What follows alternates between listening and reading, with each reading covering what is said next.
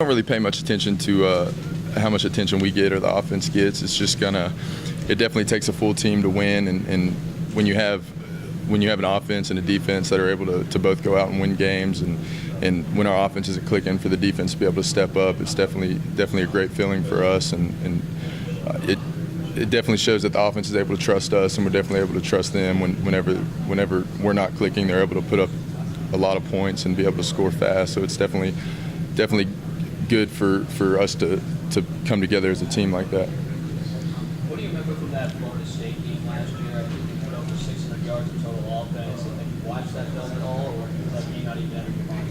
Yeah, we've watched it a little bit, and it's unbelievable to see how far that we've came as a defense, and we kind of watch that and laugh at some of the mistakes that we made, and it's incredible to see how much guys have grown and understanding their roles and understanding the defensive scheme in general, and how much better we are this year than last year. So I feel like it's definitely comforting going into this game.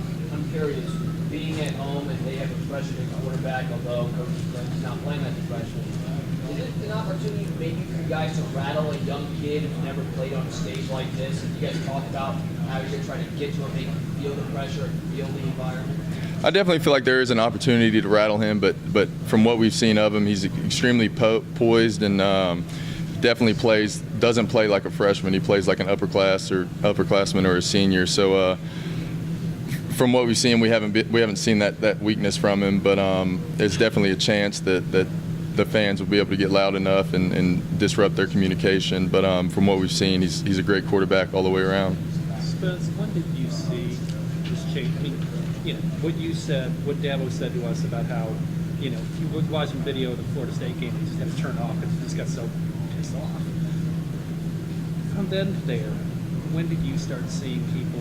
When did you see the light bulb go on for everybody on the team? Well, I feel like we made improvements towards the end of last season, but we never really went back and looked at how much we had improved. But seeing it this year and seeing how far we came from this year, kind of realized all the big mistakes that we made last year and definitely beat ourselves in a couple critical games. And it's definitely comforting to see how guys have spent that time in the rooms studying film and studying their game plan and knowing what to do. And it's unbelievable how far we've came from this time last year. What you just said, how would you describe that? What I'm saying is, when you said it's unbelievable how far we've gone,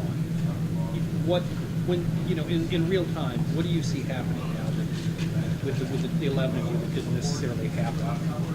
Probably just the trust in each other and the thought process that goes into each play.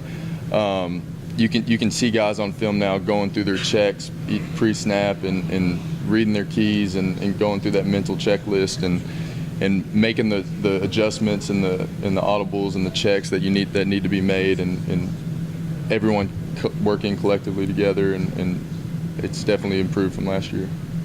Spencer, in a game like this, the stakes where they are, how do you handle the magnitude of the stakes? Because they're going to happen, but knowing each one can really be going to cost you in a game like this and a losing a decision.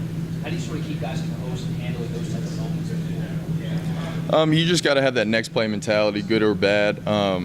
When somebody has a bust and they get a big play, as long as we're able to rally to the ball and get it down and try not to give up those big play touchdowns, that's definitely important. And playing hard and playing with effort definitely can make up for a lot of mistakes. And as long as we can do that, we're able to minimize the mistakes that we do make and have that next play mentality. You can't let getting beat on the play before mess you up mentally for the next play or get you out of whack for the next play. So as long as everyone's able to stay composed and have that next play mentality, I feel like we should be fine. You played on defenses where teams had an opportunity to get sustained drives on you guys and kind of beat the ball down the field piece by piece, as opposed to this year where it seems like big plays or it's nothing. So what's the difference in, I guess, the way you guys approach it and maybe it's allowing it to happen, or the difference between those kinds of teams and when the defense you guys have?